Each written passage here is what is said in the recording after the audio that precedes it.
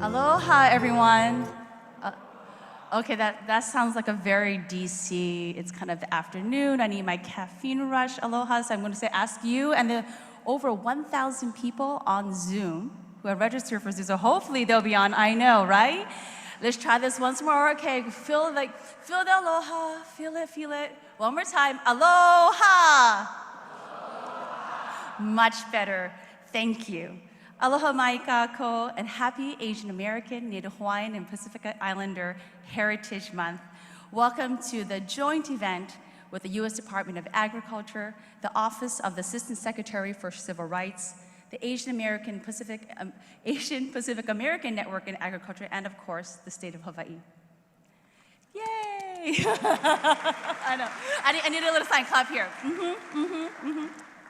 I am Georgette Furukawa, Chief of Staff of the Agricultural Marketing Service, AKA AMS, or as I personally like to call it, the secret sauce of agriculture. AMS uplifts U.S. farmers and producers to feed the United States and the world. I am born and raised in Hawaii and the oldest child of Japanese immigrants, and I am the first American-born child in my family. I just started my 6th month at USDA, and I love working with my mission-driven colleagues, uplifting our farmers and our producers. A huge mahalo to the Office of the Assistant Secretary of Civil Rights for today's AANHPI event. And now, if you can please stand, if you're able to, we have the Hawaii State Anthem, Hawaii Pono'i, and we have lyrics are going to be on the screen, and our flag is right there, right next to Alaska.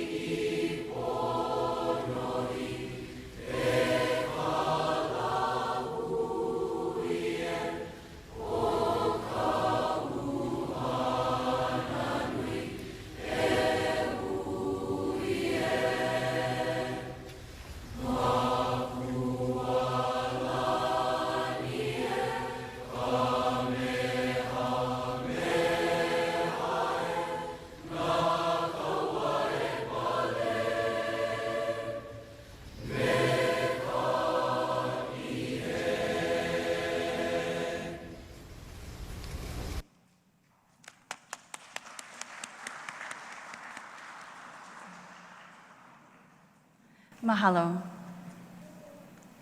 And please welcome to the stage Josiah Griffin, who will introduce Secretary Vilsack.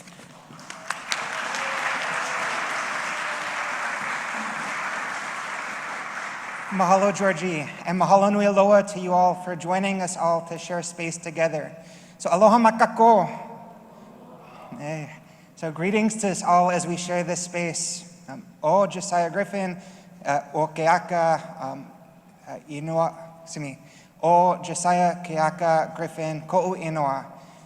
My name is Josiah Griffin. My Hawaiian name is Keaka. I'm honored to carry that name that holds my family in it, the Aka family. So as we gather here today, we recognize the theme of Asian American and Native Hawaiian Pacific Island Heritage Month. That theme of harmony and unity and diversity in Asian American and Native Hawaiian Pacific Islander agriculture. But as we reflect on what that means here at USDA, and as I reflect on what that means as a public servant, we carry that weight, that history with us of all of the actions and activities that the government before us put forward. And in talking with my ohana, with my grandma, with others, my aunties, we recognize that members of my family for years were not able to speak our olelo, our language. And that language holds a cornerstone in addition to our relationship to place for what Native identity means for us. And Secretary Vilsack recognizes that.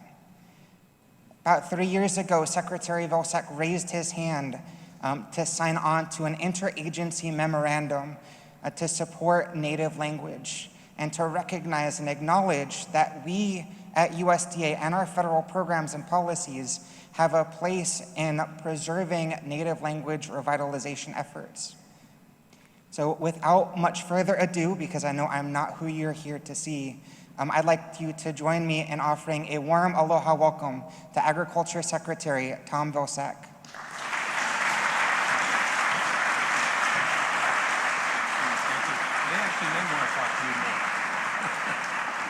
Well, thank you very, very much. And it's great to be with everyone today. You know, I know that this is a celebration of a expanded universe of folks that includes Asian Americans, Native Hawaiian Americans, and Pacific Islander individuals from across the globe we are celebrating their heritage today. But we are honored to have a number of special guests from Hawaii here today. So my remarks are going to be primarily directed to our special guests, if that's okay.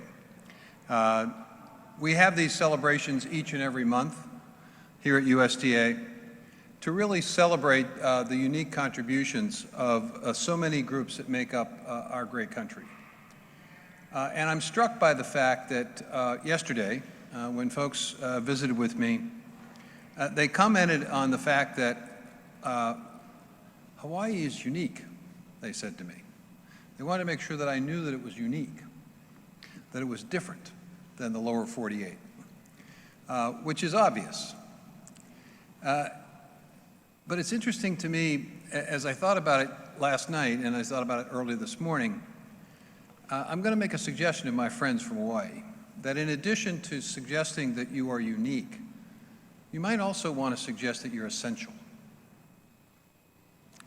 I think there's a tendency for us to try to focus on the uniqueness of groups without understanding the essential nature of each group. And I say this because this country started with the proposition that was a bit audacious, that somehow, some way, we could, over time, in forming a more perfect union, invite different and diverse groups into a single nation. And that we, in America, would be able to figure out how to make, out of many, one. It is a significant challenge. And in this day and age, it is a very large challenge.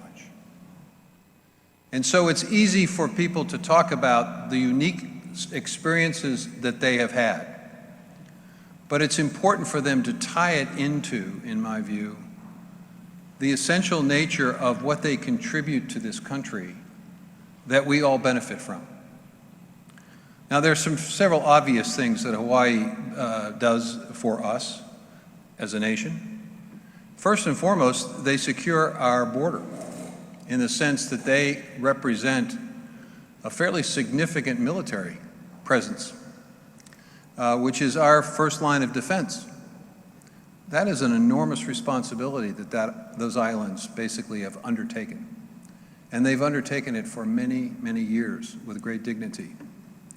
I understand a little bit of something about that, in part because I've had relatives who've served and who have been stationed in Hawaii. They obviously provide a richness of food and fruits and vegetables that we may not be able to get hardly any place else in the country, but for Hawaii.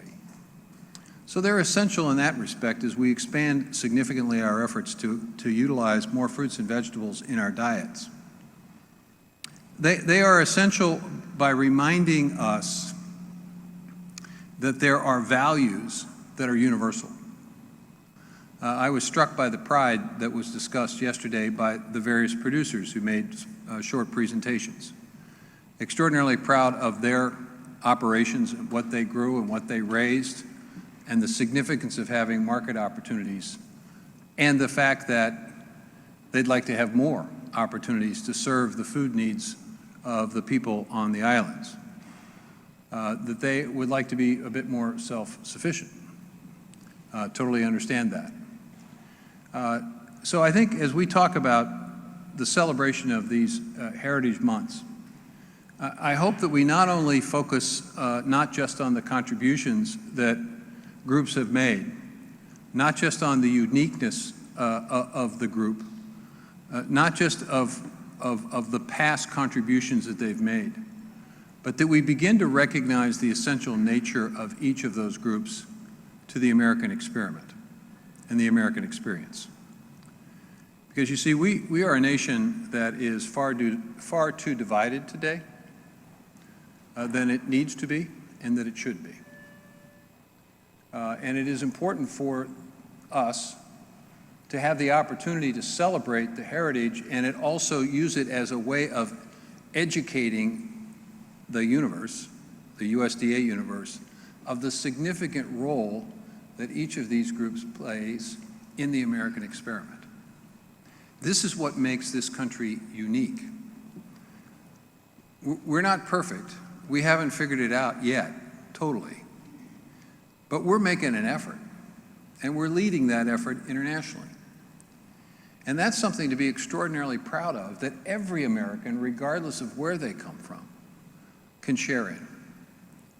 So I'm here today to welcome you, to understand the importance of the connection with our friends and neighbors from Hawaii who have come here to learn about what we do at USDA, to be able to take back with them information and knowledge about the variety of programs that are available, in the hopes that we can do an even better job of providing service and help and assistance to those who live, work, and raise their families in Hawaii or in the Pacific Islands that are part of our conversation today.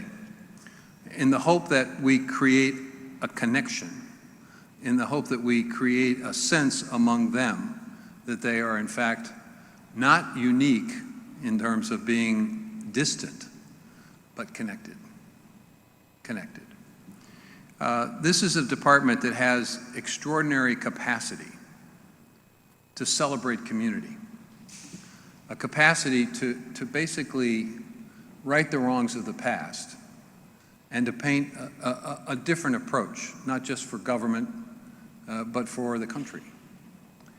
So a celebration like this one gives us the opportunity. You know, there may be some, for example, at the USDA that wonders why it's important to focus on language. Why can't we just speak the same language? Well, you have to understand that the language, even if we spoke English, English had to come from someplace. It didn't just like pop up. It was a derivative of other languages. And so many languages have contributed to the English language that it's important for us to celebrate language. There are ways to express things in native language that we may not be able to express adequately or appropriately in English. We can learn from that. We can learn from that. Folks may understand and appreciate that when we focus on language, it also gives us the opportunity to inquire Where did that phrase come from? Why is it significant? What value does it promote? Is that a value that I can connect to? Is that a value that in my language, whatever it may be, I have a similar sentiment that I can express? So as we celebrate the heritage, it's an opportunity for us to learn, to appreciate the uniqueness, the difference, but also the commonality. So I encourage all of us to utilize this opportunity to learn, as I did yesterday, and as I'm doing and continuing to do today.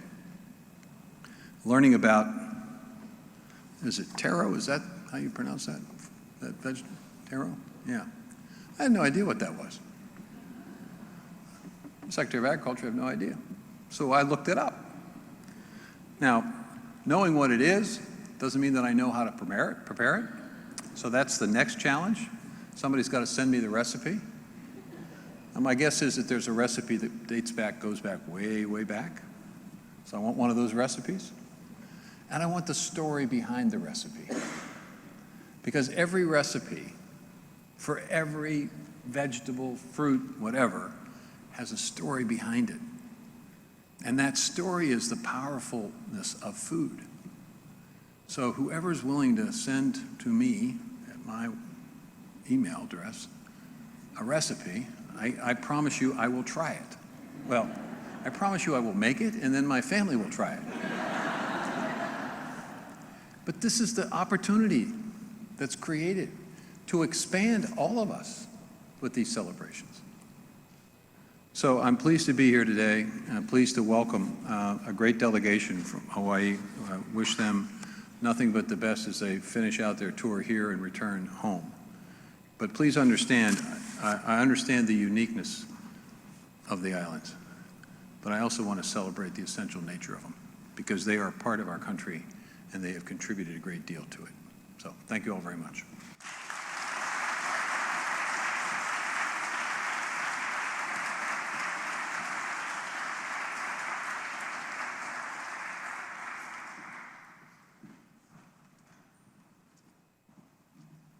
Isn't our secretary amazing? Another warm applause. Mahalo, Secretary Vilsack. Thank you.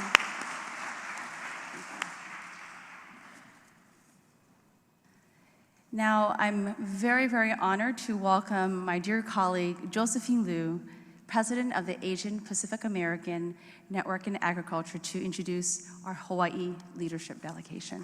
Josephine?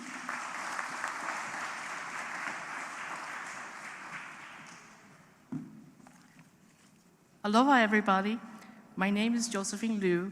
I'm the president of Asian Pacific American Network in Agriculture. I am with Foreign Agricultural Service, have been with USDA for 20 years. Today, I have the honor and privilege to introduce the Hawaii delegation. I will introduce the delegation in speaking order.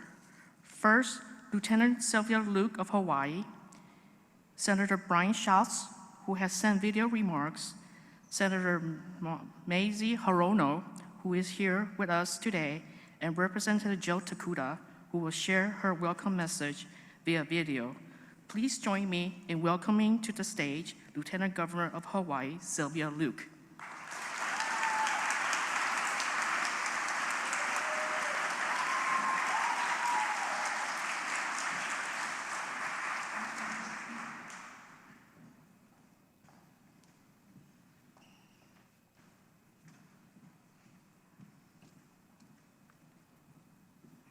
Good afternoon and aloha. Isn't it terrific to be here?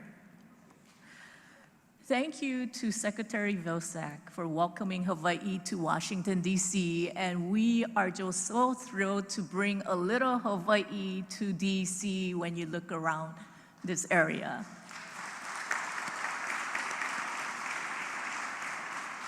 I am especially proud to be here with the members of our Hawaii delegation, including Hawaii State Department of Agriculture Chair Sharon Hurd, if you can stand. And distinguished members of the state legislators, Senator Lynn DeCoy. Senator Drew Kanuha, Senator Tim Richards. And by the way, Senator Richards is 6th generation Paniolo. That means Hawaiian cowboy. And of course, Representative Kirsten Kahaloa. I also wanted to have a special recognition for my friend, the former Lieutenant Governor Shan Tsutsui. Is he here? Oh, right there. And I have to say, it is rare for people in the executive branch, other than the department who is tasked to do it, somebody in the executive branch to be concentrating on agriculture. And it was Shan Tsutsui who paved the way for discussion in many agricultural things, including farm to school. Farm to school is not about feeding nutritious meals. Farm to school is all about connecting agriculture to what is delivered to our community. So special mahalo to Shan Tsutsui, my dear friend. And of course, we have many community members from our agriculture industry, including Brian Miyamoto from the Farm Bureau, Nicole Galassi from the Cattlemen's Council, and many, many folks who are here to celebrate not just the Heritage Month. And you must wonder, why are we celebrating heritage at USDA? It's because food is culture. Food is all about heritage and culture. We want to especially thank the USDA and their leadership. Everything that you see around this stage and everything that you will hear, all the delegation work, it would not have been possible without the hard work of USDA. And I wanted to specifically mention 3 individuals. First is Georgette Furukawa. Where is Georgie? Next is Kim Okahara.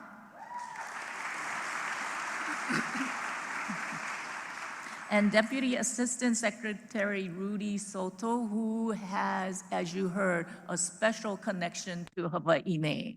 So if we can give Rudy. Things like this is always difficult to pull off. And there were times, I know every single one of you sitting here had somewhat second thoughts about, okay, is this gonna work out? Is this something that we can put together in basically not even a couple months? And is it something that is worthwhile to bring to Washington, DC? And every one of the individuals on the Hawaii delegation, the answer is absolutely yes. And if you look around today and to hear the stories and the engagement and the communication and conversation we had, it is so meaningful that the Secretary of Agriculture is recognizing the essential nature of what Hawaii can offer to not just the nation, but to the world, and the essential and uniqueness of Hawaii. And just thank you, I specifically want to thank the Hawaii delegation and Mazie Hirono, Senator Mazie Hirono, who is here in person.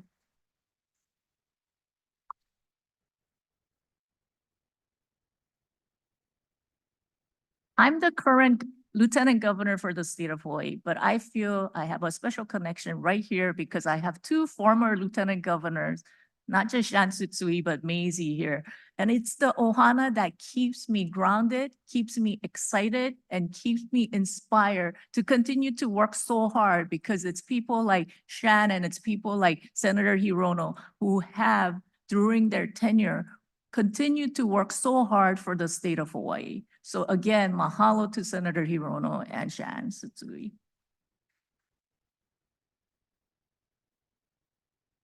This month, May, celebrates Asian American Native Hawaiian and Pacific Islander Heritage Month. As I said, agriculture and food are foundations of our culture and heritage. In Hawaii, similar to other places around our country and the world, food brings people together. When we talk about food, people get excited. The fact that the secretary is now interested in trying a little bit of taro, we may have to give him a little bit of a warning before he try it. For those of you who know what taro and kalo taste like, but the fact that he is willing to learn and try it, it brings up, this is what food does. It opens up possibility, it opens up our minds, it opens up our understanding. And in a melting pot of ethnicities, we rely on food to share our culture, learn about each other, and better understand our communities. Increasing our agriculture production not only nourishes our people, but it strengthens the connection to our heritage. The sad reality is, and everybody in Hawaii who is here knows this, Hawaii imports around 90% of our consumable goods. In response, thanks to many of the folks sitting here, our state legislature approved bills to steadily increase our self-production of local food and local agriculture and lessen our dependence on imported foods. These initiatives included the Hawaii public school system providing 30% local agriculture in school meals by 2030. The state's intention is to empower our farmers, our ranchers, and producers to achieve 50% locally sourced agriculture and value-added products in food served in all Hawaii state departments by year 2050. Our state, like many others, cannot achieve transformative goals alone. We need our federal partnerships, and investments are critical in ensuring programmatic successes. Hawaii is grateful to have been selected as the home of one of USDA's regional food business centers serving our home state, along with Alaska, American Samoa, Guam, the Northern Mariana Islands, Puerto Rico, and the US Virgin Islands. This highlights the strategic and important role Hawaii plays in regional agriculture throughout the Pacific and among other island territories. Increasing access and opportunities to local farmers and ranchers is also critical for sustainable agricultural growth. The Secretary's remote grading pilot for beef is an example of the innovative solutions that geographically isolated places face, including Hawaii, and provides more tools to local ranchers to have viable, convenient opportunities for access to USDA, to have resources to sell their products at a higher value. As an island state, Hawaii is especially vulnerable to the myriad of invasive species that enter our borders. It is imperative that we continue to work with our federal partners to control and eradicate invasive species, many of which are devastating our local agriculture and environment.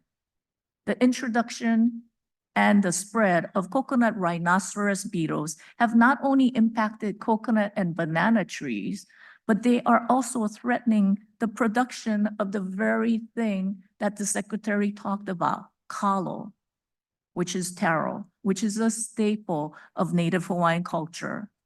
Protecting our heritage through agriculture is a multifaceted approach, including addressing and eradicating invasive species, providing proper education and marketing to the public, and continued partnership with various USDA agencies.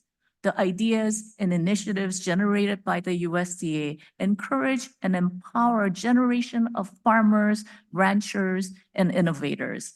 I commend Secretary Vilsack and the USDA for their steadfast commitment to not only uplift, but partner with Hawaii's Hawaii's agricultural stakeholders. With this strengthened connection between the USDA and the state of Hawaii, I am confident we will continue to transform the landscape of agriculture. Mahalo again to our Hawaii delegation and the USDA for this productive partnership. Mahalo.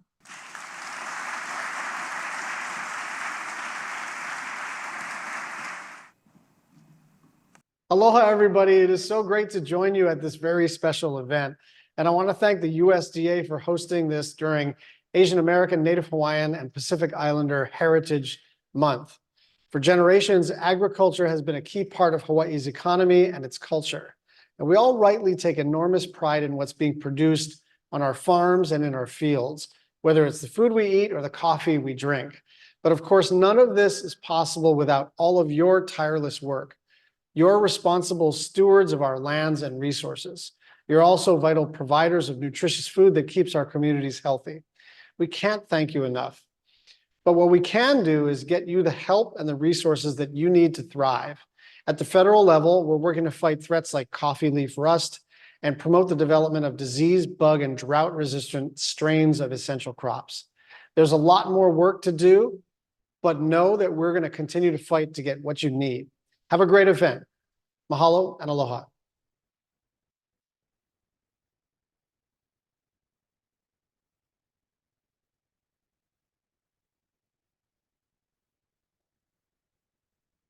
My voice isn't normally like this, but I'm here in person. Hey, aloha.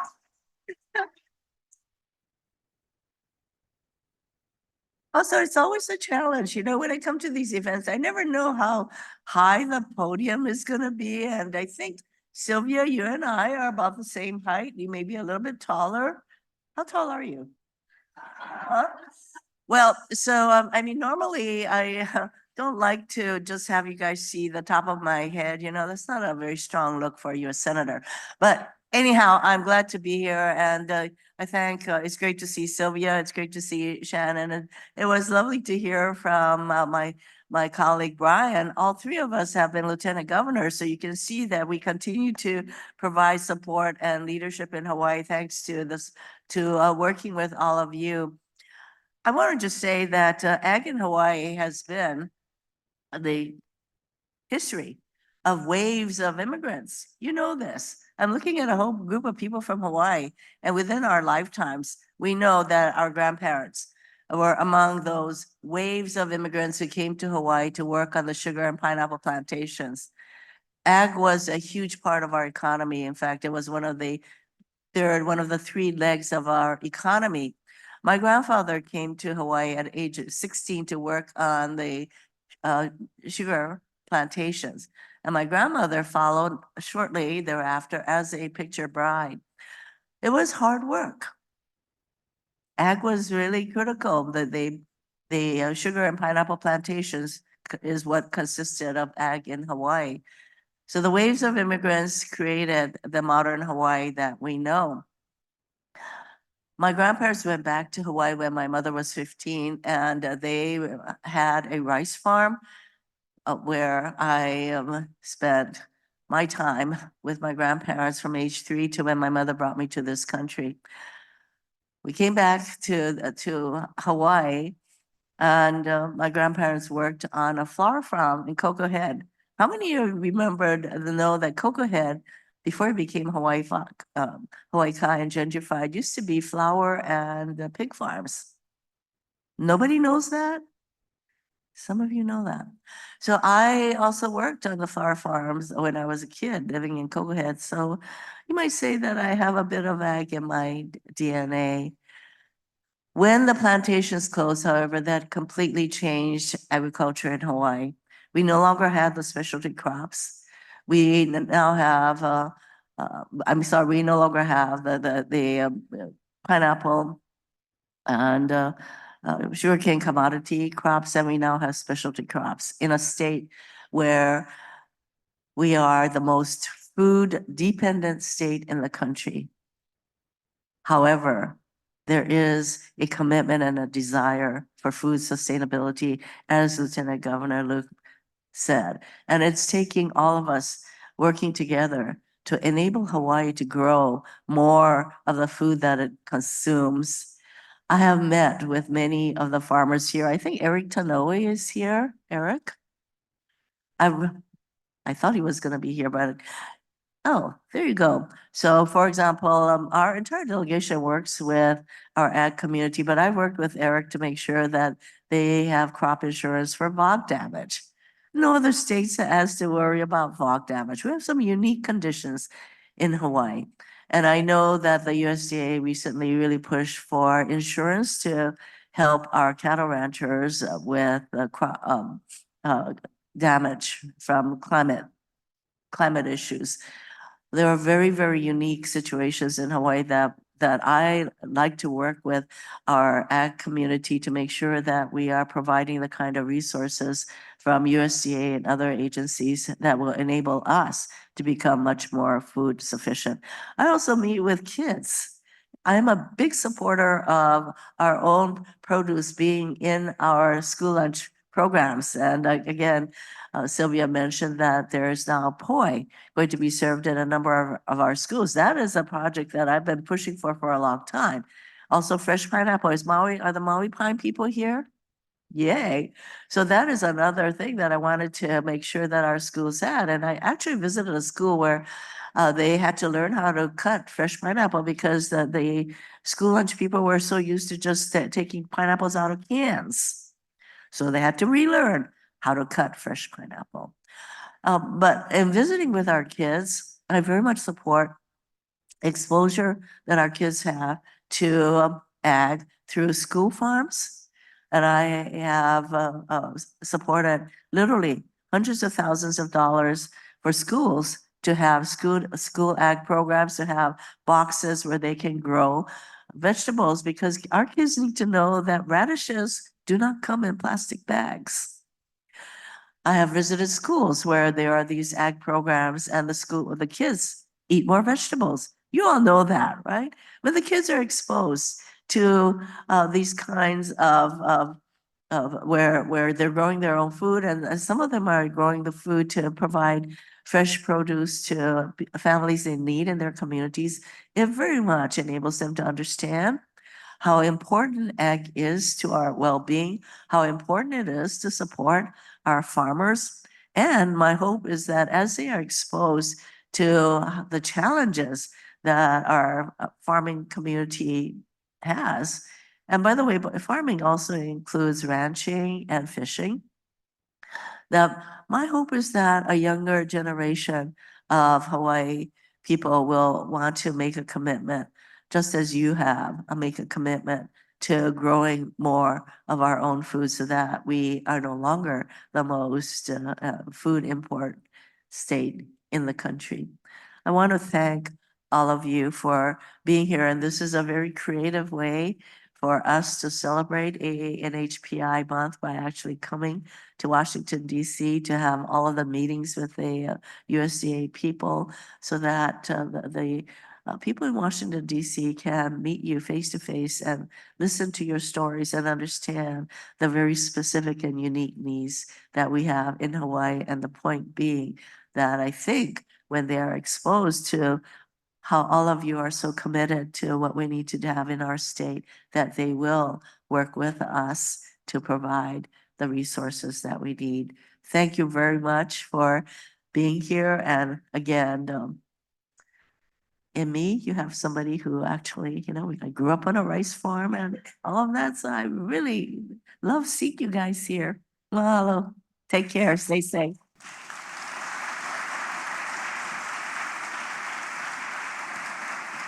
Aloha to all my friends from Hawaii there at the USDA. I wish I could be with you. I'm probably just a mile or so away from where you are right now. Unfortunately, we do have votes to attend to, but really just sending all of my aloha in your direction. This is a great week for you to be in town. As you know, next week, I was talking to Brian Miyamoto from the Farm Bureau today. We're going into farm bill negotiations in the House.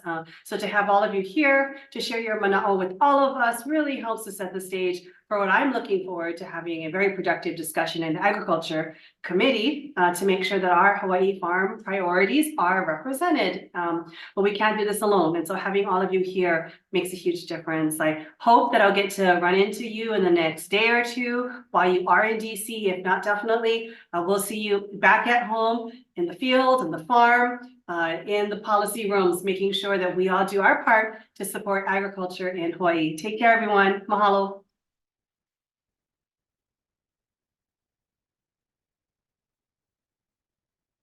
Mahalo, mahalo, Lieutenant Governor Luke, Senator Schatz, Senator Hirono, and Congresswoman Tokuda. On a personal note, I know there was a lot of talk about lieutenant governors, but when I was 14 to 19, I actually worked for Lieutenant Governor Mazie Hirono. As a student volunteer, spent lots of hours there, and I'm very grateful for everything that I learned under then Lieutenant Governor Hirono. And so it's very nostalgic every time I see the conference room, because that's where I used to do a lot of intern-ish work, right? So, but next, we are so thrilled to have you join us for part of our celebrations, but also to hear about the perspectives on the important issues of agricultural policies and programs as we celebrate and uplift AA and NHPI communities. For our next portion for our event today, I would like to invite our moderator and panel of Hawaii agriculture producers to the stage. Hawaii agriculture is unique and faces unique challenges. Geographically, unlike any other state, Hawaii is composed of islands in the Pacific Ocean with a diverse agricultural community, including the highest percentage of AA and NHPI producers. We're pleased to have the opportunity to hear firsthand from producers managing farms, nurseries, and ranches. Moderating our panel today is the wonderful Joy Kono. I will miss not seeing you in DC, Joy. Is the wonderful Joy Kono, State Executive Director of Hawaii and the Pacific Basin of USDA's Farm Service Agency, or FSA. State Director Kono joined FSA with over 30 years of leadership experience and in support programs, along with a firsthand understanding of challenges and diverse agricultural industry of Hawaii. She comes from a rural community on the island of Kauai and was born into a family that farmed a variety of vegetables and raised livestock. Joy, I am so glad that you're here to be able to join us today and lead us in this vibrant panel discussion.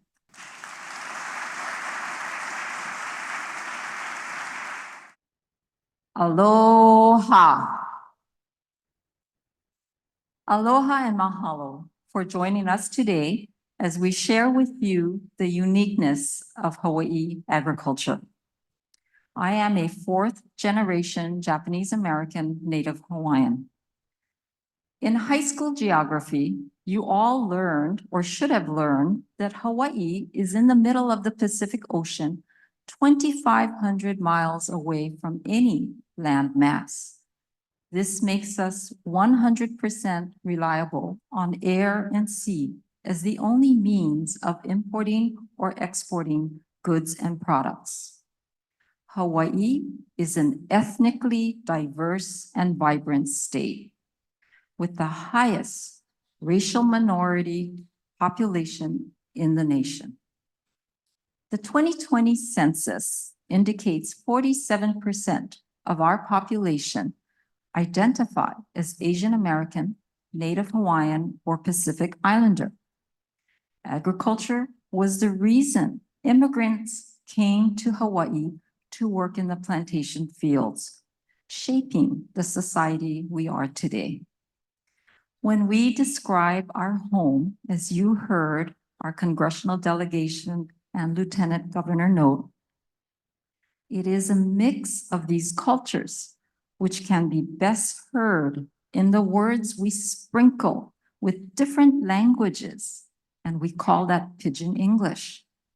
Our food, which we're so proud of, is a mix of all cultures, and you see that at our potlucks. Food drives the people of Hawaii, and agriculture takes on a new importance as we grow diverse crops for all ethnicities.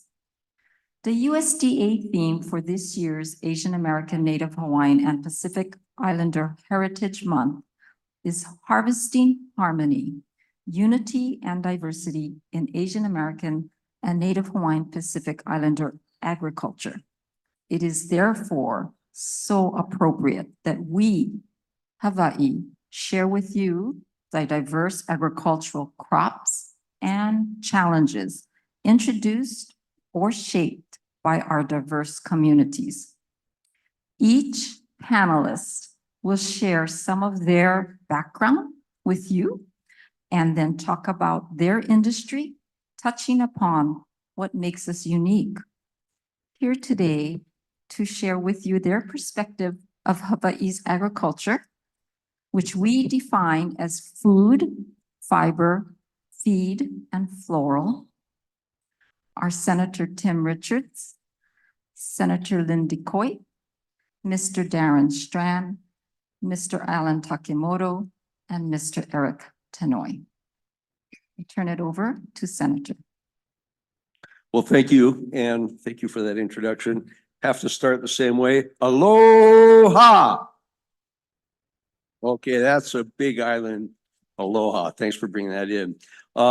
Thank you very much for that introduction. Again, appreciate the words from our Lieutenant Governor, who is exceedingly supportive of agriculture coming forward.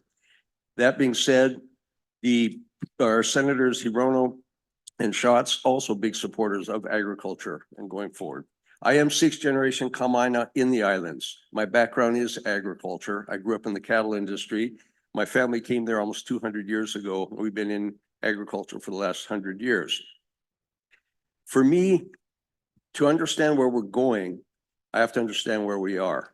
Hawaii, we have about 1.4 million people, which consumes about 7 million pounds of food a day.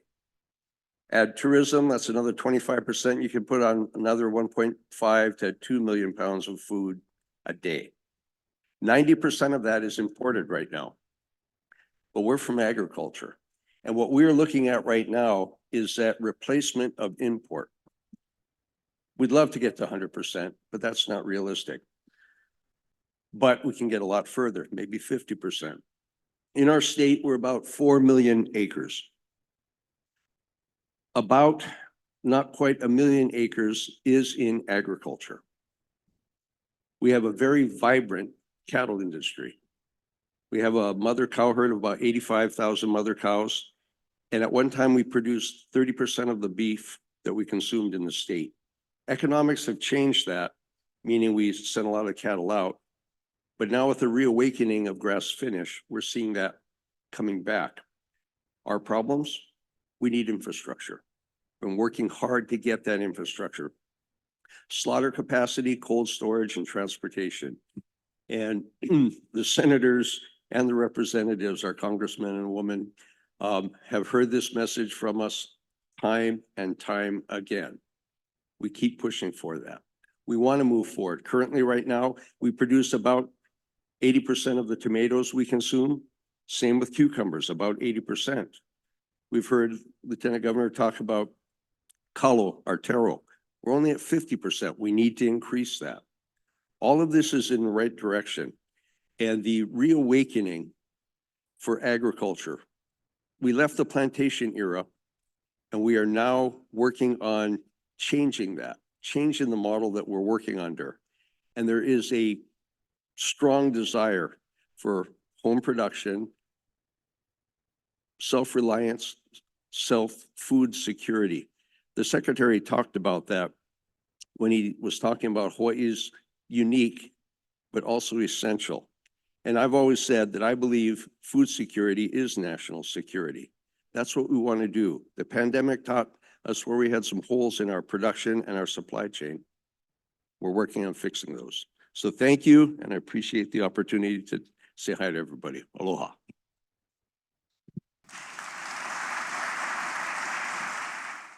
Aloha. So I want to thank you all for being here. Thank you, Lieutenant Governor, for leading the charge and the delegation to come up to Washington, D.C. I've had the honor and privilege of serving as I am now on the chair of Energy, Economic Development, and Tourism. I was born on the island of Oahu. I moved back to Molokai at 4 years old because my dad did not want to raise me in the circus of the island of Honolulu. I was raised on a farm, raising sweet potatoes that my grandmother started. So I'm a third generation Native Hawaiian homestead farmer, and then I married a rancher. So my husband is here with me. So that way we could get meat and potatoes and sustain ourselves in case anything happened. You know, while we represent many different cultures, as a Native Hawaiian and also a background of Chinese, I also married into a Portuguese Japanese family. So we have a full mixture of what in Hawaii we would call a mixture of many different nationalities. So being raised by my grandmother taught me a lot of different things.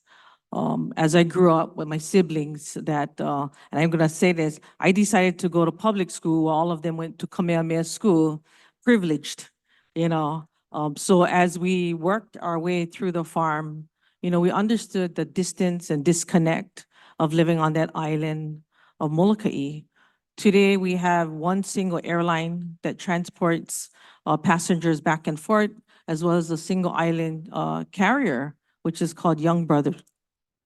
When the weather is bad, you know, sometimes we just don't get supply. So we make do with what we get. So everything that we grow, we raise, the barter and trade system is alive and well. Money is not an issue, even though the economics behind it literally doesn't pan out to what it would turn out to be. So while I have the honor and privilege of serving as an economic chair in tourism on an island that has always been in opposition of tourism, stuff like this literally brings it home. Stuff like working with my colleague from the Big Island as a rancher.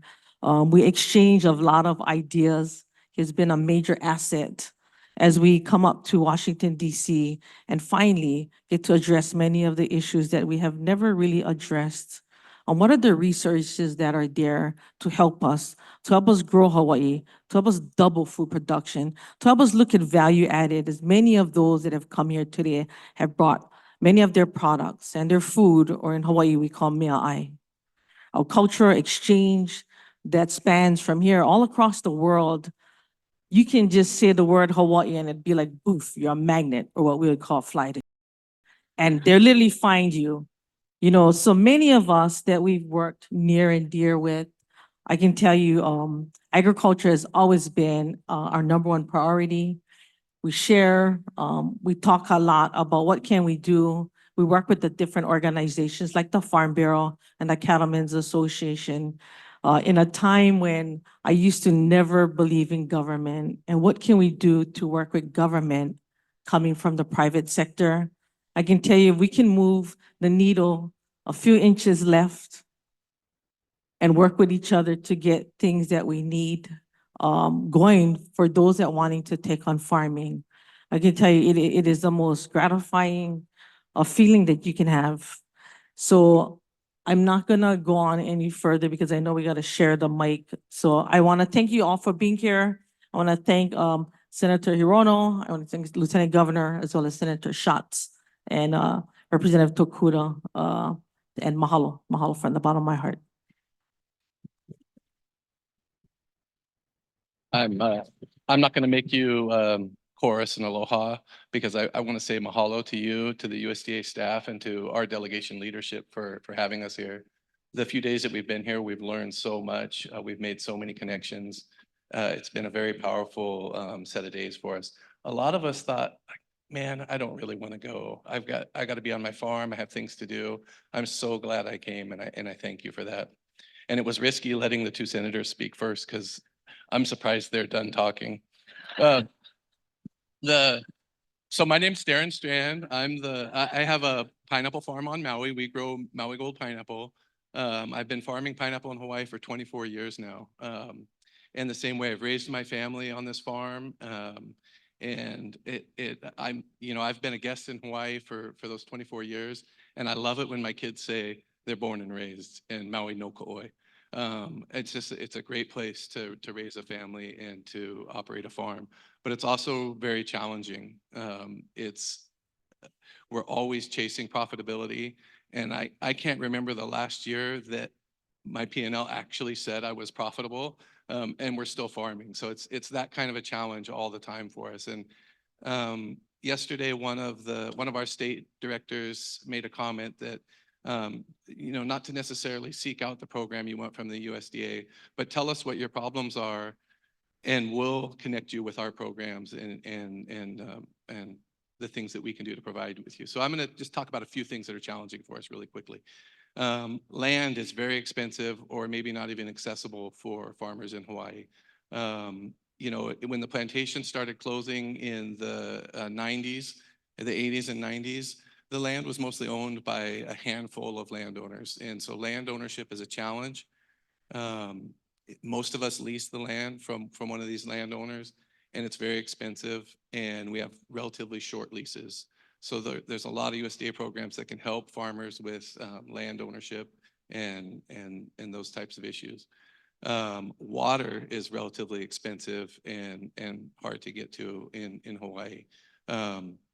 So the systems are really old and antiquated. We've heard Senator Richards talk about infrastructure for all of our meetings. This is a system that needs a lot of help. We need to improve our water infrastructure in Hawaii. Our energy is expensive. I think we pay about 46 to 48 cents a kilowatt. And in our business, this is our cold storage, our packing house operation.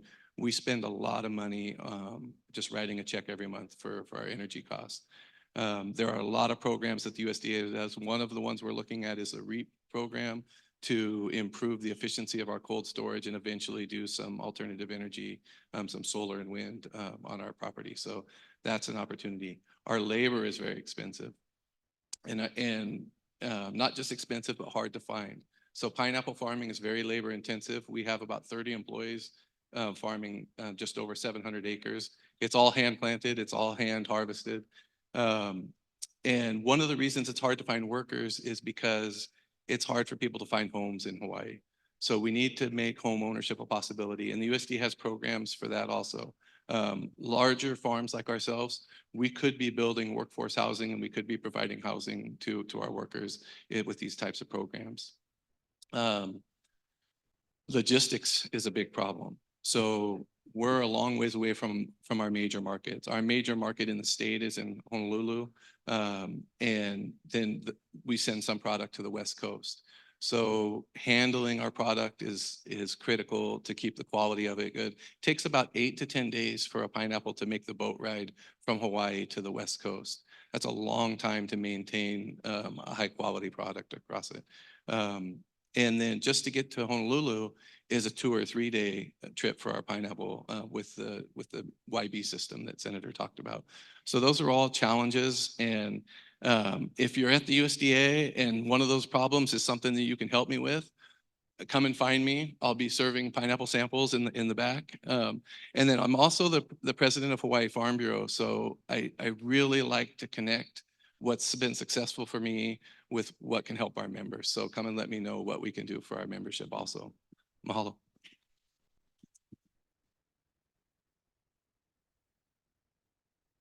Thank you, Darren.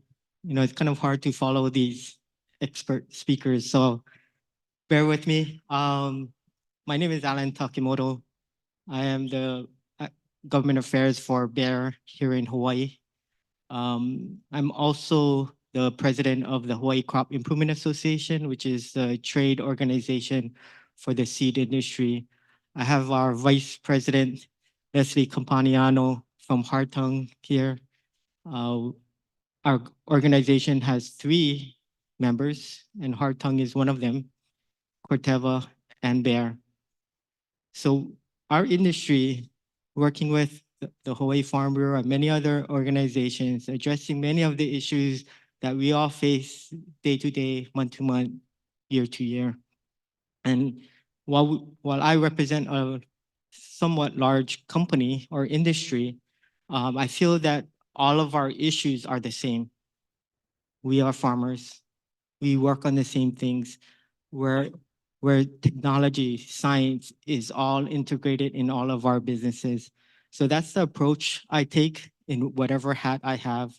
And I'm so honored to be on the panel and part of the Hawaii delegation as one of 50 that came from Hawaii. So you can imagine the logistics that we had to go through just to represent Hawaii. I think it's like 5,000 miles away and 3 time zones away. So, but good stuff. We want to share about what we do. And I'm going to look down at my notes because I have some stats for you folks. When you think of Hawaii's ag industry, what do you think about? You think about pineapple, you think about flowers, you think about coffee, you think about many things. But do you think about seed production? And that's what I do, that's what we do, is seed production for corn and soybean. So here comes the stats. So according to the 2023 USDA National Ag Statistics Service, some of the top commodities. So at the top, the seed industry at $114 million, followed by coffee, $59 million,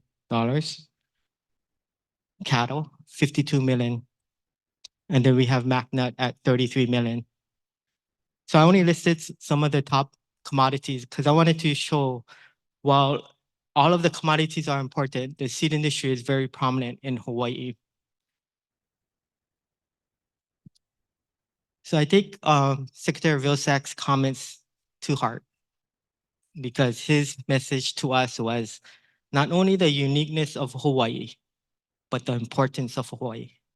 And that's where I get excited about, the passion for agriculture and what we're doing for the rest of the country. So if you could imagine, the seed industry plays a critical role in our US food system. For my company, Bayer, practically every seed that is produced commercially comes through Hawaii.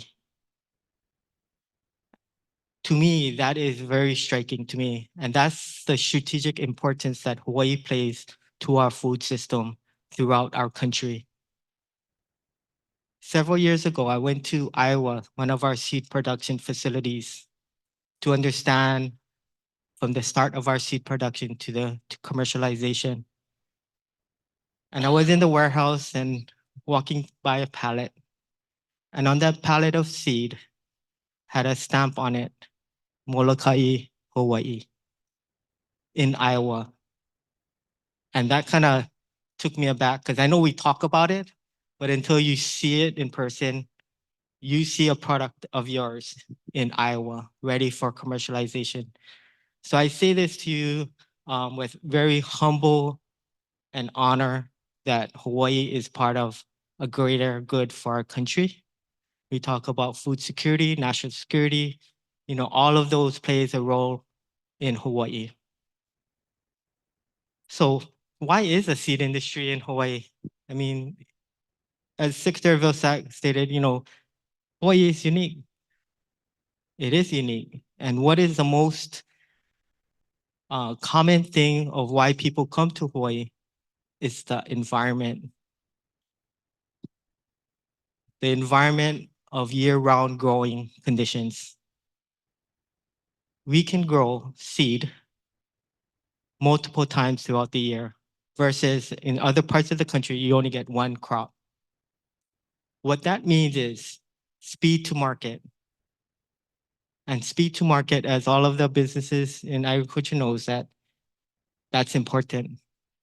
And that's the role Hawaii plays, speed to market.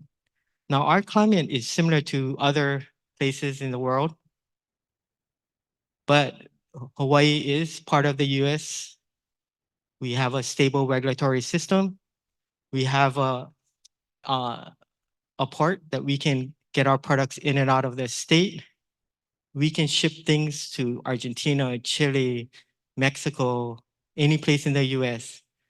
And that's Hawaii. If you're in another part of the world that has the same climate, you have other challenges that present itself.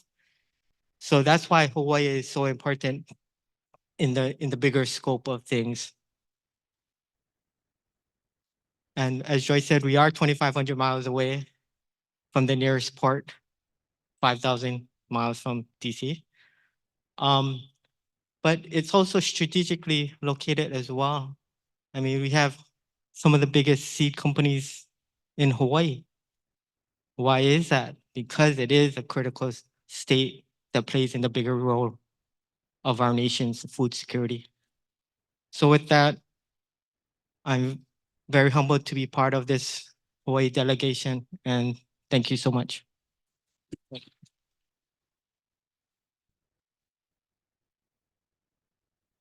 Thank you, Alan. My brother from another mother, thank you. Yeah, I just wanted to also do a shout out, Senator Lindy Coy. Thank you so much for making our product in this room look so beautiful. And your crew, thank you so much. We want to thank Eric because his company actually shipped all these beautiful flowers that you guys see around us. I think I get it. Thank you, Joy.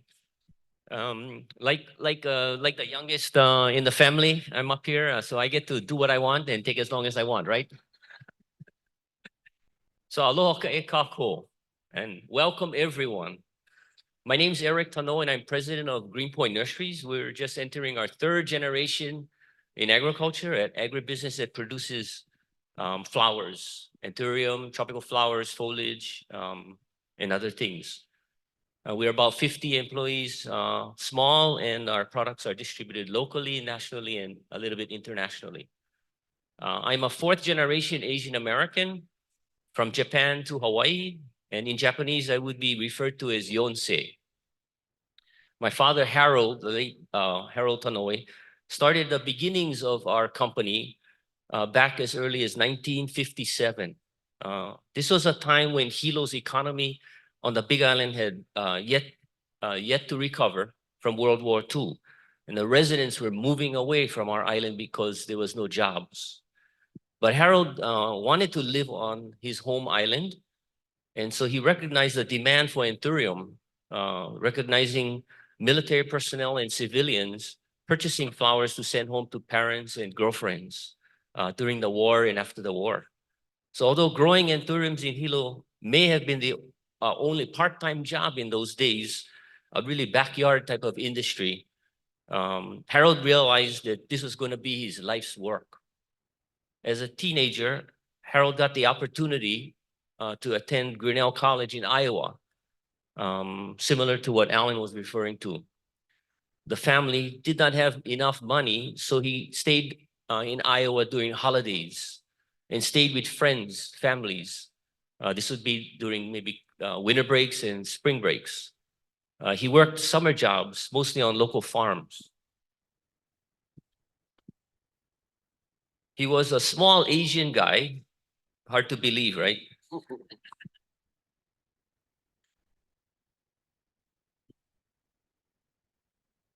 So he was small in his stature. So the farmers, what they did was they tasked him to work the new kid job. And that new kid job was we're putting them in silos and cleaning silos in the summer.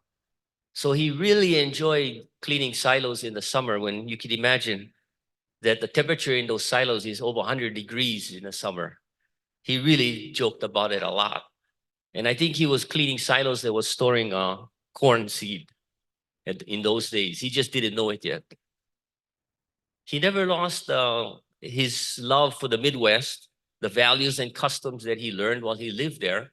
And so he brought that back to Hawaii and raised the family that way. While growing up on the farm, like most kids, we were farm kids.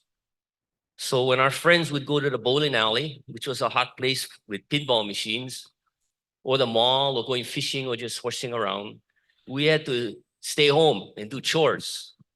And we had responsibilities we had to do. And maybe in those days, we never really realized what our parents were really doing for us. One of my first memories of my father's nursery was in Mountain View. So he would wake me up early, take me up to the nursery. And during, it probably was on a Saturday, and not too many people were working, he would plop me down in the field, give me a plastic 5-gallon bucket, I think, and taught me to weed and to clean invasive pests around our anthurium plants. And he taught me that that would allow the plants to grow well. I didn't realize it at that time.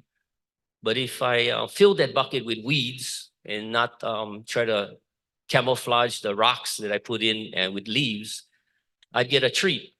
And that treat coming down the hill would be maybe a popsicle or something like that. So you could say I was coaxed into coming into the horticulture business at an early stage. For the inception of Greenpoint Nurseries, the start of Greenpoint in the mid-70s, my father taught me something real young. He said, we have to innovate. And he told me that if we stop innovating, we will not be here for very long. So he was one of an innovator. He was one that used hermetically sealed gusseted plastic bags in brand new fiberboard for export.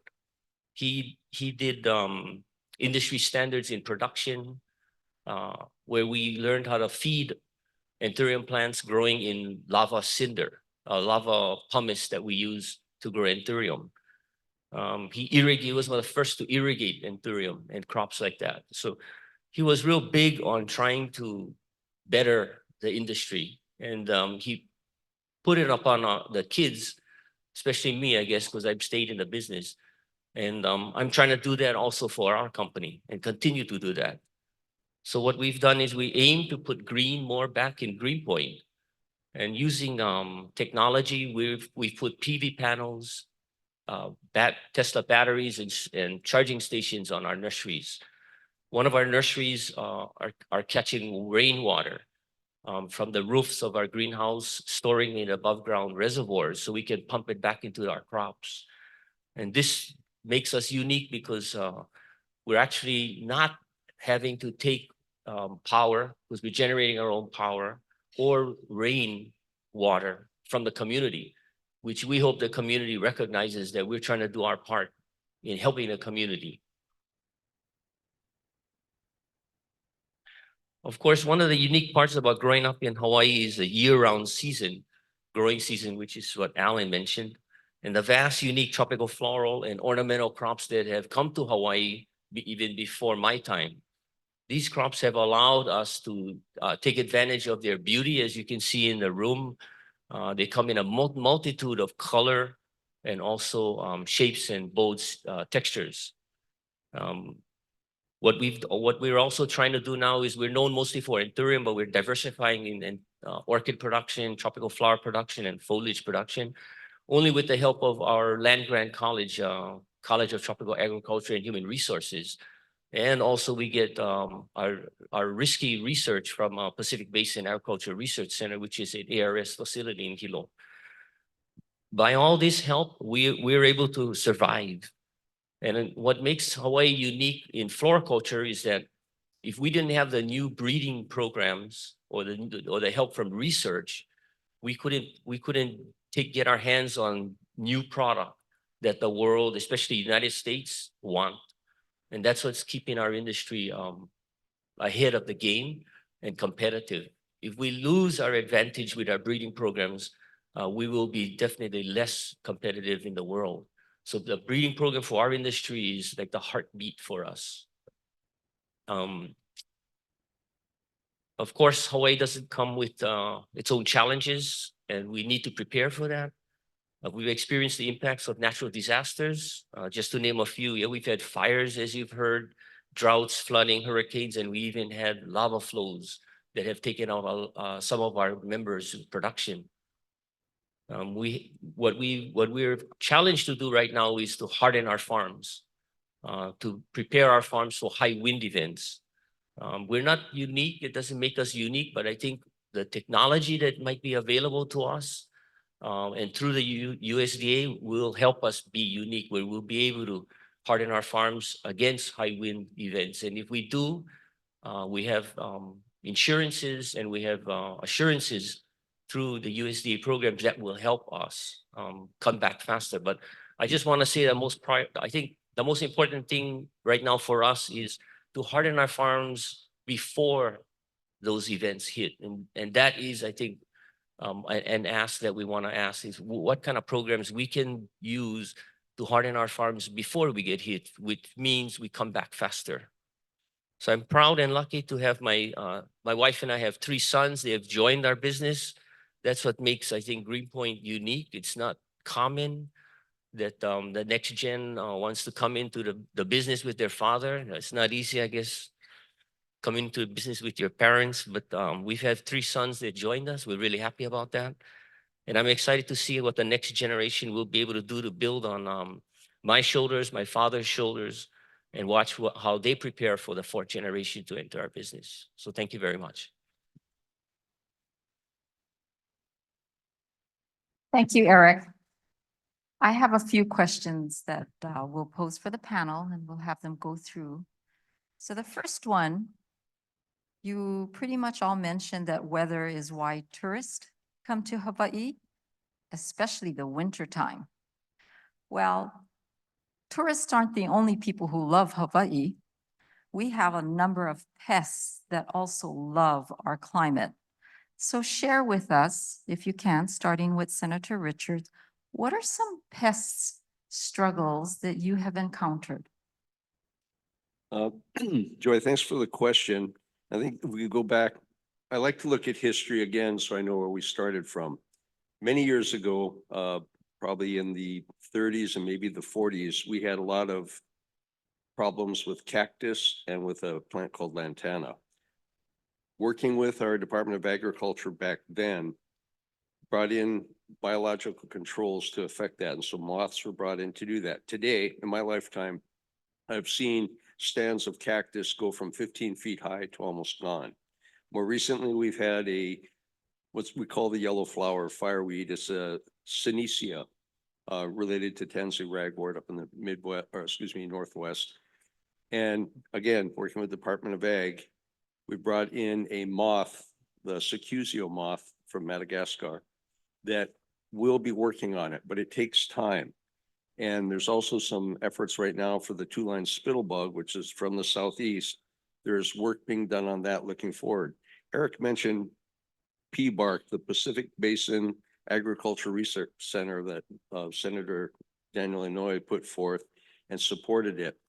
The work that they're doing at PBARC, which is under USDA, is critical for the state, yes, but really for the nation, because they're taking steps forward and they're figuring this stuff out to help us.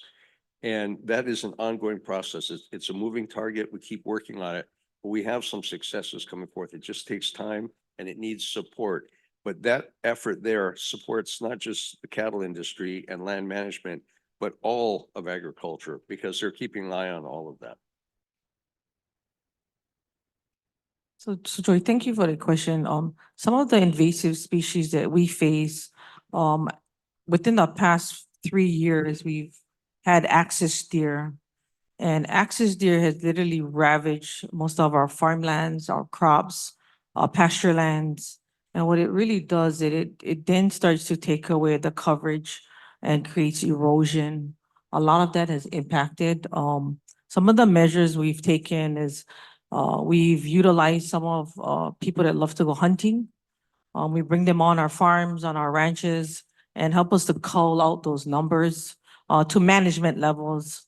We don't like to eradicate those because as protein, we also use them to we eat and you guys can see some of the venison, I believe, that we have up here as well today.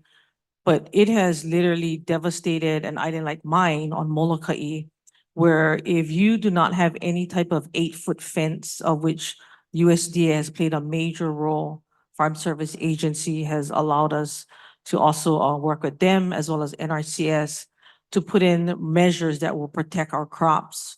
You can literally fence an area that is about 90 acres that will run you about $100,000. And that's not even including the labor, the shipping costs for us to bring in most of the supplies are astronomical.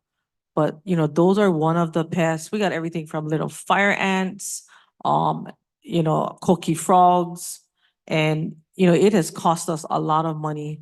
So the legislation that, of course, Kahaloa has done this year in biosecurity, which our former representative Cliff Suji has worked on for many, many years, was historical in its passage of this year. And the $20 million that we're looking at, of course, hoping to leverage that money with USDA. But short plug out there. But these are some of those species, invasives, that if we had addressed this many, many years ago, we wouldn't be in the situation we are today. And I think as we continue to work with our colleagues as well as our counterparts across the aisle, as well as here up in Washington, it'll help us to address and then allow us to double our food production, move things forward, where we can continue to grow and be more sustainable and work with less imports of food and other supplies. So thank you. Thank you. I'll talk about axis deer also. The population of deer on Maui really skyrocketed. They do a tremendous amount of damage to our crop and to some of our watershed land. So on our crop, a few years ago, the herd got really bad and we lost about $2 million in revenue for 1 year just in lost pineapple. And so it compounds. Pineapple is a 3-year crop, so we lose 2 cycles, and it's really hard to recover from those types of things.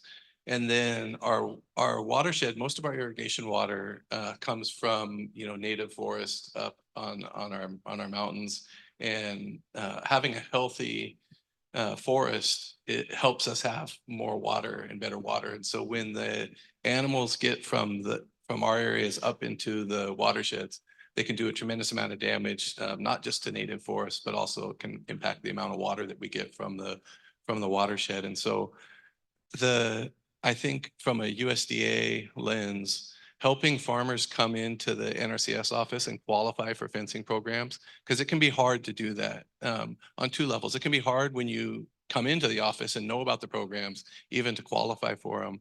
But there's also a lot of farmers, at least in Hawaii, that don't even know what the NRCS office and the FSA office can do for them.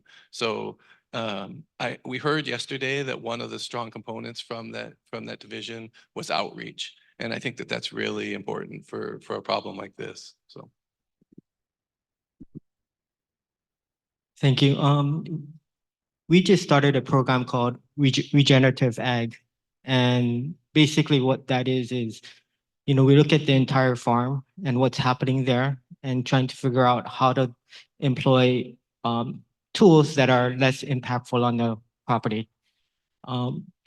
If you come to our farm, we space out all of our crops so that the insects and diseases are limited and contained to one farm or the other.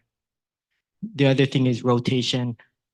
Because we are working under a tropical climate, yes, we are under a pressure of pests and disease, but ways we can do it naturally. We have fallowing of our property. We put cover crops to make sure that there is no runoff. We have scouts constantly looking at the farm so that we can stay ahead of the game.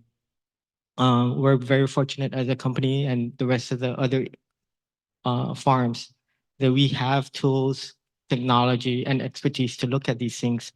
I understand some small farmers, they have that challenge, but that's part of our pest and disease.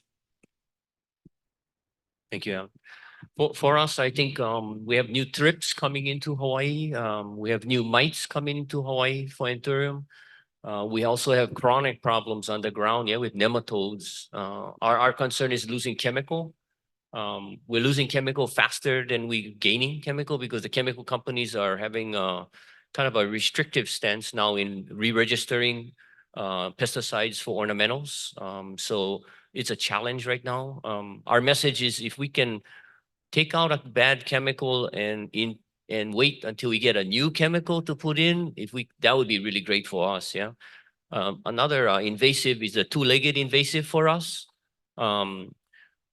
These invasives come at night when you're not at the farm, and they wreak havoc. They steal trucks and trailers. So that invasive, we've had to put people on our nurseries at night just for deterrence, because cameras and lights, they're not afraid of them, because they mask up and put rain gear on and they don't look at the camera. So you get a picture of them, but you see nothing, yeah? So that's a big concern. Egg theft is a huge concern, I think. And as our crops become more valuable, I think egg theft is going to stay with us. So we definitely are looking at opportunity for either employee housing or other technologies that we can use maybe to keep these two-legged invasives off our properties. Thank you, panel. Actually, the best defense for us in Hawaii as the only island isolated by 2,500 miles between another landmass is don't let them in. Because once you let them in, they don't want to leave. So that's our best defense. And that's what we're aiming for. And that's what we're asking for support. The other thing I want to address is what Eric put forth. And if you don't know what the two-legged pest is, let's go into detail. And Hawaii has had some theft that really, really hurt our farmers. And when our margins are already thin, just that theft, taking away that tractor, killing those cattle in our fields, just eats away our bottom line. So share with us if you do have any examples of some of the theft that we are experiencing and how devastating they are.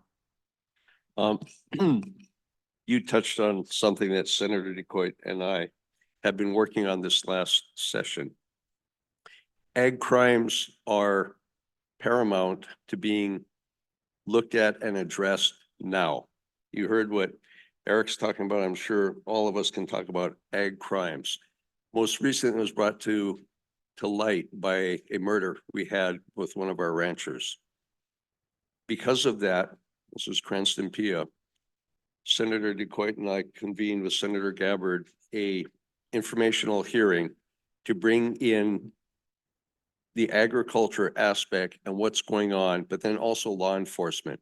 Since then, we've had several meetings to talk about, obviously, this was a crime of murder, but also about the ag theft, the ag, I'll call it terrorism, the vandalism that's going on, but theft of the infrastructure and all that.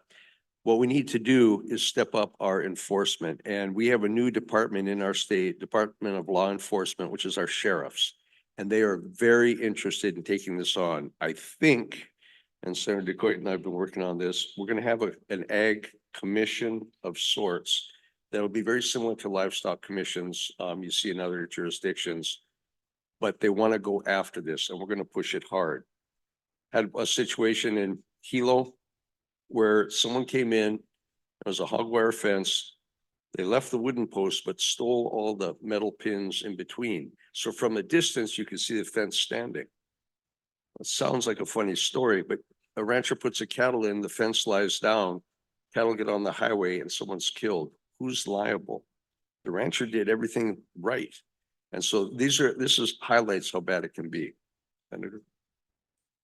I think you covered it all, but you just get theft in just every different shape or form.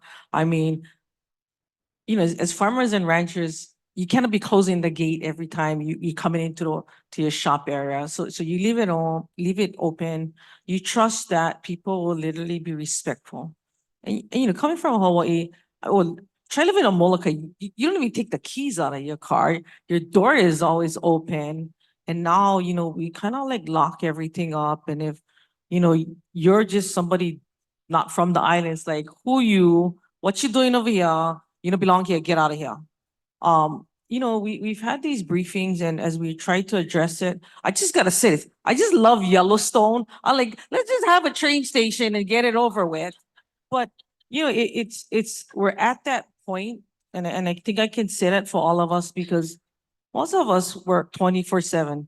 Well, not me anymore. Usually my husband got to do everything because I'm too busy in Honolulu now working. But, it's very heart-wrenching, yeah. Because if somebody like just dumps sugar in your tractor engine, you look at it on $150,000, $250,000 tractor that is down. I mean, you look at Mahi Pono, and I just could use Yushan as an example. The vast amount of land that they have, it's so easy to jump over his fence because like no more barbed wire on the top, or just cut it, just cut it and go right through it. I mean, it is that bad that we're literally crafting legislation as we meet and stuff that we want to look going forward, having these meetings up here. And again, I will say NRCS, USDA, FSA, you guys have been very instrumental for us to take a look at some of the things we know we gotta do. So I'll just leave it at that because I might get just too excited off of this. Thank you.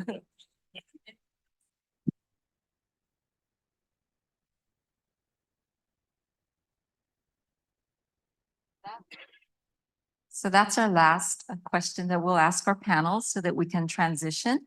I know we're a few minutes early, but we figure we might also do that because I actually see people roaming around waiting for the taste of Hawaii agriculture back there. So thank you to our panelists for sharing some of these challenges in Hawaii. I actually want to thank all of you out here that are willing to listen to our story and help us.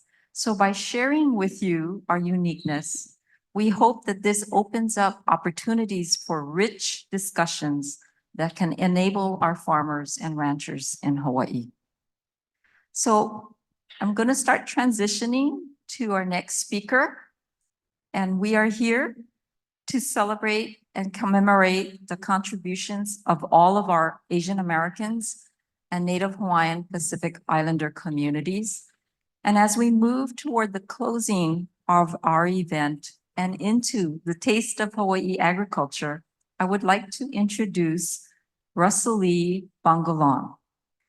Russell Lee joined the USDA in 2021 when she was appointed Special Assistant to the Undersecretary for Research, Education, and Economics.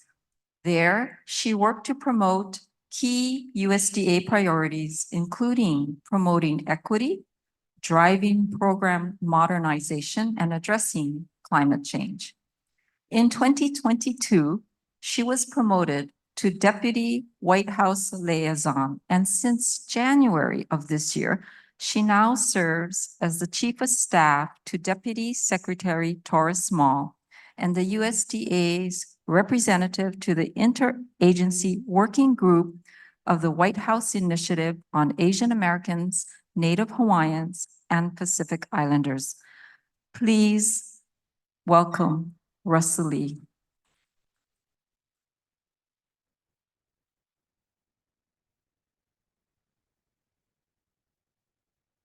Hello, everyone. As our panelists transition off the stage, I do want to say thank you to them and for everyone who's organized this event, particularly to the panelists, and the farmers and the ranchers and the producers who are in the room today. Thank you for representing the state of Hawaii. I want you to know that the leadership of the USDA hears you. We want to continue hearing you. On behalf of the Office of the Deputy Secretary, I hope you know that we are an open door, so please continue to reach out to us. Many of the aspects of the celebrations this month for Asian American, Native Hawaiian, and Pacific Islander Month, and this celebration where we uplift Hawaii speak very personally to me. I know we're all excited to have the offerings back there. I've been smelling them all day. And the smell actually brings me back to Kauai. I have a lot of family there. I visit as much as I can.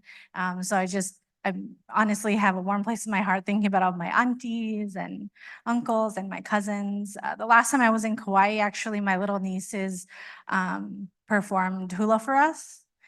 While we are not native to Hawaii, they have lived there and made it their home for many, many years. We're actually Filipino. Fun fact, the garment that I'm wearing today, it's Filipiniana and traditionally is made out of pineapple fibers. My family members actually started immigrating to the United States in the 70s. They were in Hawaii, all over the United States, Texas, Illinois, Florida, and my grandparents ended up in California. And my grandfather's first job in the United States actually was harvesting asparagus. So the opportunity to work at USDA is really me paying it forward and giving back. It's an absolute honor. Secretary Vilsack talked at the top about the importance of language. One word of my Filipino heritage that means a lot to me and speaks to what we've done here today is this word that's called bayanihan. It's particularly used in times that are difficult.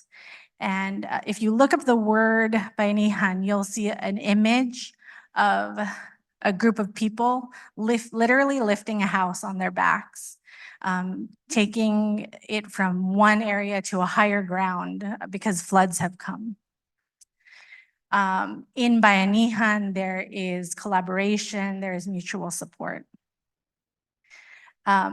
In my role as the USDA designee to the White House Initiative on Asian American, Native Hawaiians, and Pacific Islanders, I'm part of a team that is tasked to answer the question, what are we as an administration doing on behalf of our communities? And honestly, we are doing the work.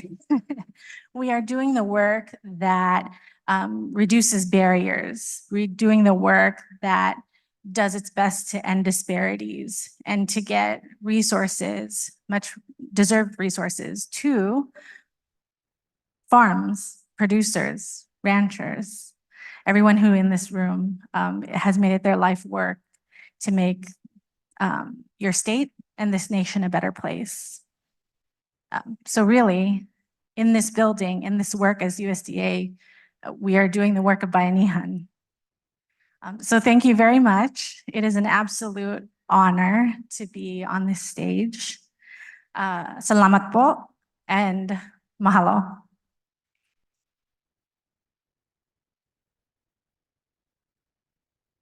Mahalo nui, Wesley. Really appreciate it. And thank you very much for your support and all you do for the community. So I know we're like, oh my gosh, the taste of egg is almost there. So just hold on for a quick second until I know we're really asking, I get it.